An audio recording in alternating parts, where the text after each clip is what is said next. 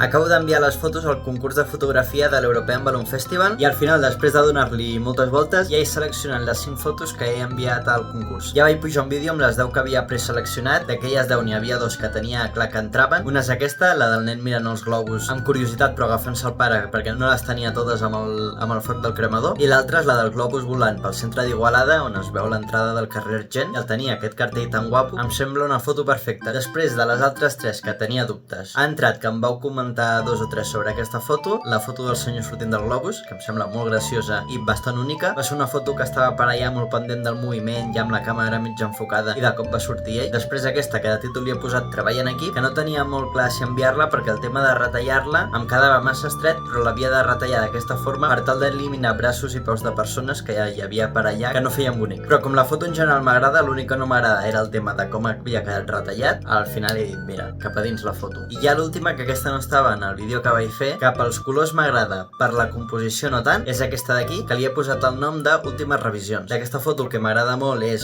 l'haver posat la càmera damunt la cistella per agafar el tros aquest de cistella desenfocat, i sí que és veritat que la foto ideal, per això al principi no la vaig acabar de seleccionar, va ser que la circunferència aquesta negra del fondo està desplaçada cap a la dreta. Si hagués estat tot perfectament centrat, jo crec que aquesta foto l'hagués seleccionat el primer dia. Però tot i així, pel tema dels colors, per la posició de l'home aquest, pel tema de la cistella desenfocada davant, al final he dit, vinga. I ara estic mirant aquí que el tancament del concurs és el 14 de setembre i els resultats és el 20 de setembre. Llavors el 20 de setembre, vídeo reaccionant a les puntuacions de les fotos i a veure si alguna d'aquestes arriba a l'exposició final, que és el que fa més il·lusió. A veure si ja som.